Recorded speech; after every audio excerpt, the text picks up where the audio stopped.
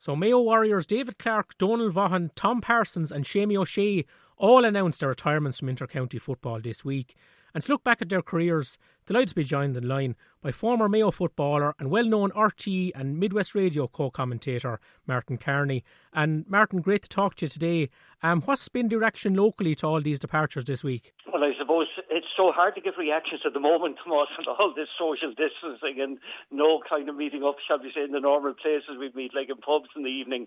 But no, the reaction, generally speaking, is one where people are not really surprised. All of the lads were playing for quite a long time. Like, I think David Clarke, you go back as far as 2002 when he made his National League debut against Kildare.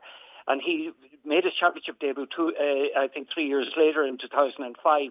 But the other lads then, Tom Parsons, Donal Vaughan, Seamie O'Shea, they all came on the scene around 2008, 2009.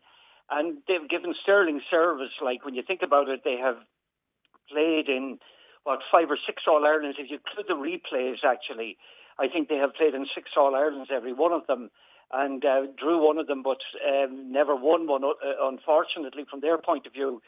But people will be saddened by their leaving. People wouldn't be surprised, as I said earlier, by their leaving. But what they do, they leave an immense hole that others have to fill. Because apart from their footballing ability and apart from what they brought to the team, they created a marvellous culture, a culture in terms of the way they prepared to play and the way they actually behaved themselves.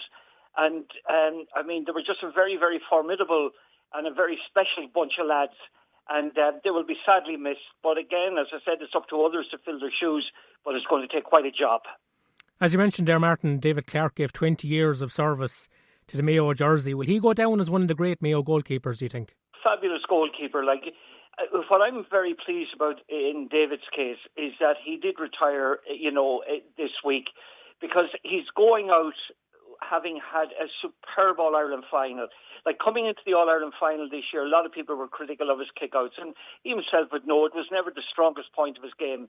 But as a shot stopper and as a person that the defence felt comfortable in front of, there was none better than him.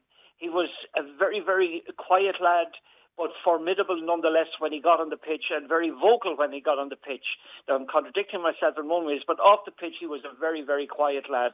And he was just a dedicated in the extreme, took his goalkeeping very seriously, worked on his weaknesses, and I thought this year in the final, I'm not sure how many kickouts they had in the game. I'm not into the stats as much maybe as others, but I know that they didn't lose a single kickout in that game. Certainly in the first half they didn't lose a kickout count, whereas Stephen Cluxton lost over half of his. And he worked very, very hard on that aspect of his game, but his shot stopping, his shall we say, his ability under the high ball, his command of the rectangle in front of him, and his ability to communicate with his defence left him as one of the best goalkeepers, certainly, that ever represented Mayo.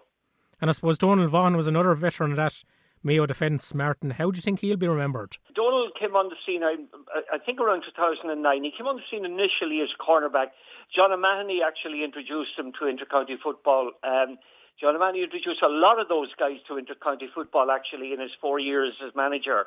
I forget now how many years John managed, but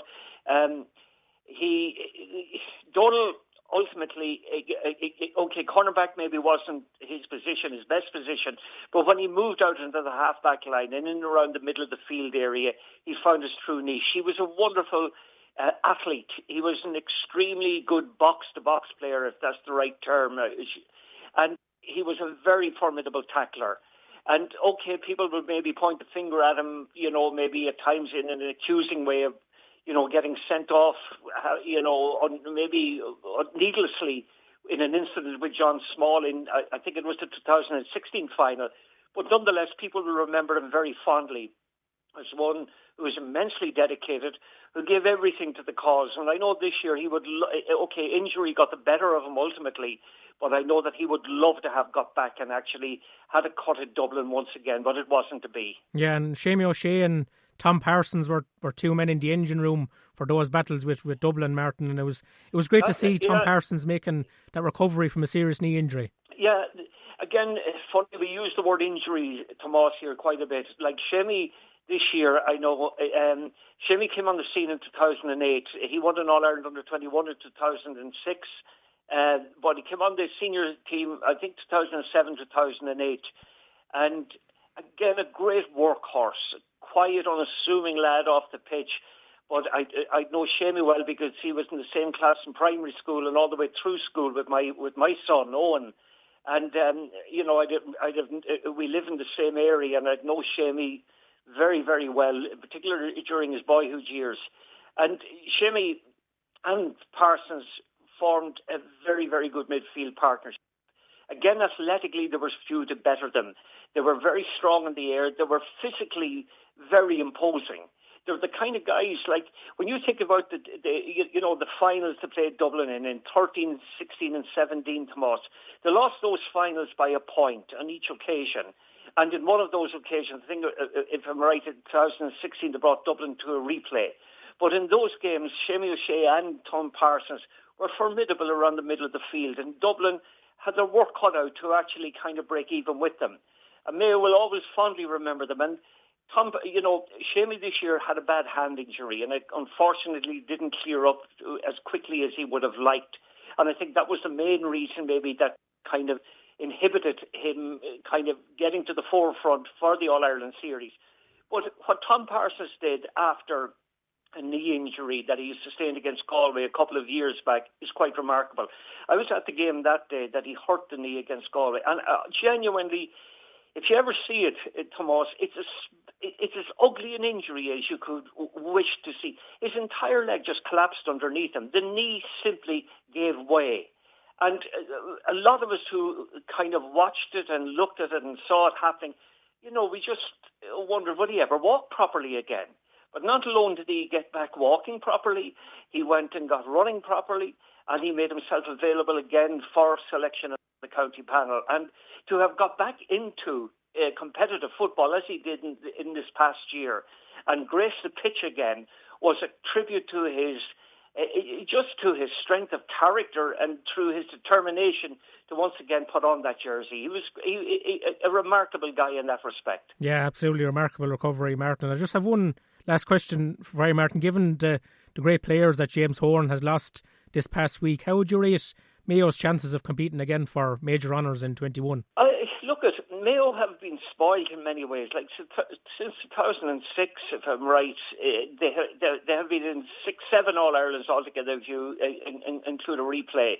A lot of the players who retired were played in every one of those since 2012. He's going to find it hard to replace them. I know they won an All-Ireland under-21 in 2016, and a lot of those players have started to come through. But it's going to take time. They have maybe a straw in the wind is the fact that they dropped to the second division for the first time since the National League was reformed back at the turn of the millennium. They had been before that the longest surviving team in the top division. And maybe it's an indication that maybe things aren't as rosy as they would like it to be here. And I think they will find it hard to get back into maybe the final stages of an All-Ireland in the short term. But I have a confidence in what I'm seeing at the moment and in the transition that's happening, that in 2 or 3 years' time, they will be once again quite formidable. But just the lads that have left, they just give great service. They'll be very fondly remembered. And, unfortunately, in every player's career, there's a time when you just have to step off the stage and let you guys take over. Absolutely. Well, Martin Carney, it's been a pleasure to have you on the show today. Great to hear your passion and your enthusiasm for Mayo football, and thanks a million for taking the call. My pleasure, Tomas. Thank you. Now you're hurling. Lorna Porca with Tomas McCarthy on WLR.